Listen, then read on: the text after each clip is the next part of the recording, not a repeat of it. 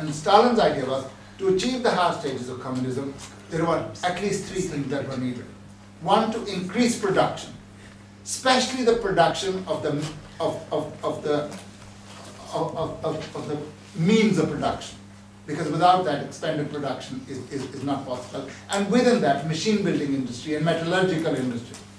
Secondly, it was necessary to increase leisure time, increase the workers' wages directly, but much more indirectly to give them more facilities in the form of housing, schools, education, etc. And reduce their working hour to no more than 3 or 4 hours a day, so that the workers could learn more and could actually become capable of doing everything, so that it will in due course lead to the ending of the division of labor, will end to the division between mental and physical labor, and also eventually lead to the distinction between countryside and the town, etc. So he put forward his ideas on that scale. But no sooner had he died, everything that these economists were putting forward by way of erroneous ideas was slowly but surely put into place. The Soviet economists of the time go through convolutions. They have to put forward ideas of commodity production. Marx's, Engels's, Lenin's books are littered with references that the development of commodity production leads to capitalism. Yeah. How do you do that? So they adopt a trick. They have a prefix for everything: socialist commodity production. You know, it really is just saying it's not pregnancy really, it's socialist pregnancy. I mean, it doesn't make any difference whether you call it pregnancy or socialist pregnancy or capitalist pregnancy. Pregnancy is pregnancy. Commodity production, by its very nature, if it's expanded, would lead to the development of capital. They, hitherto, again, this is the issue which Stalin took up in his economic problems. There were some Soviet economists saying, we should make sure that every enterprise makes a profit. That's something on which Nikolai Vozhnezhensky came a cropper. That's what he was saying. He was the chairman of the State Planning Commission. He'd been a leading person in the Leningrad group. And Stalin said, no, we can't run our industry on that basis. He said, for example, there are certain enterprises which 20 years before they'll produce a profit. But they're very important to the very existence of the Soviet Union. Not for defense, but for development of the industry. Are we to stop producing them? Whereas you can produce ladies' garments, they make a profit overnight. You know, you produce consumer goods, you produce vodka, produces profits overnight. So are we to now give preference to producing these rather than the means of production?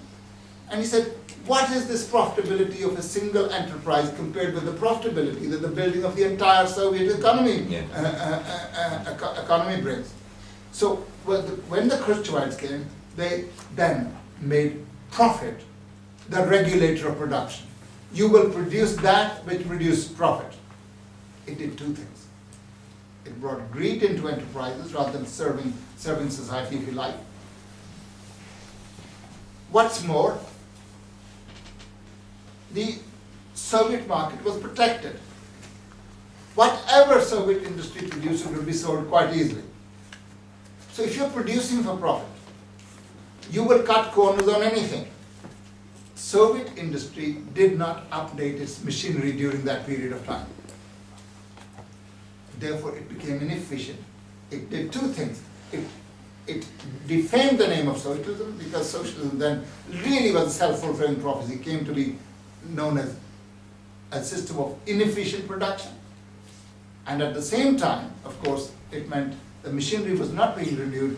The Soviet industry was lagging further and further behind. And if it's lagging further and further behind, it's not able to produce as efficiently and therefore meet the demand locally for the goods.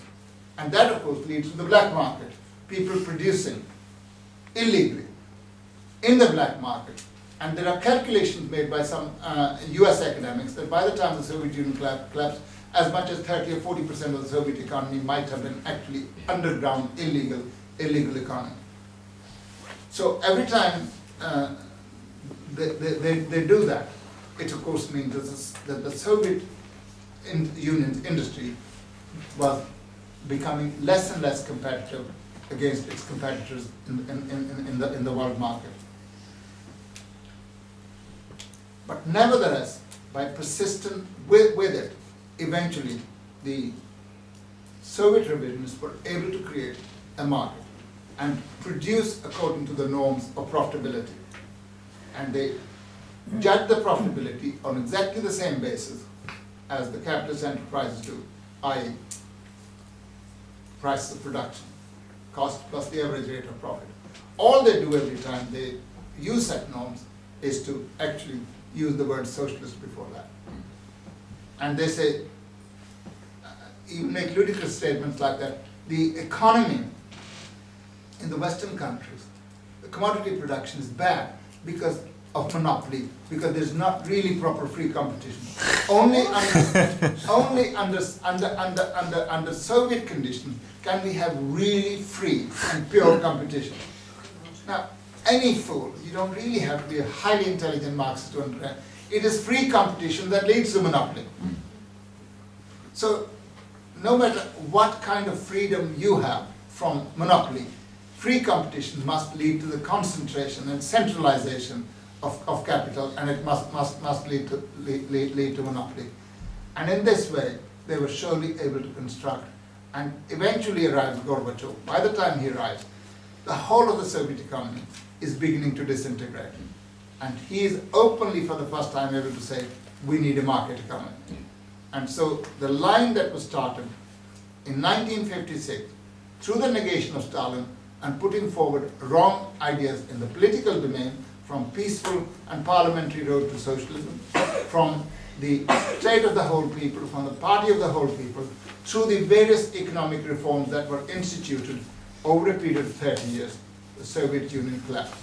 And it's a sign of the strength of socialism that it took these wreckers 3 whole decades to destroy that which had been built.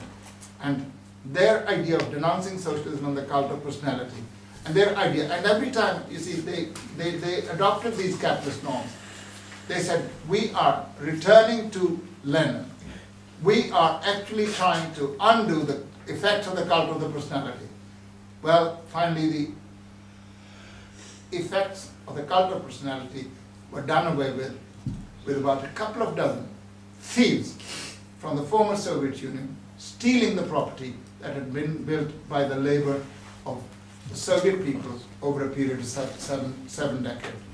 And the great land of Lenin and Stalin, which had withstood all the dangers and all the attacks on it, which had faced and come out victorious during the Civil War, as well as during the Second World War, collapsed without firing a single shot. And to me, what we really need to learn, even if everybody calls us sectarians, splitters, everybody else, is what emerges from it is the necessity and importance of fighting against revisionism. Unless you do that, unless you fight against opportunism, the whole struggle to build a revolutionary communist party that will overthrow imperialism is pie in the sky and is deluding ourselves, and we must learn to fight against revision. Thank you.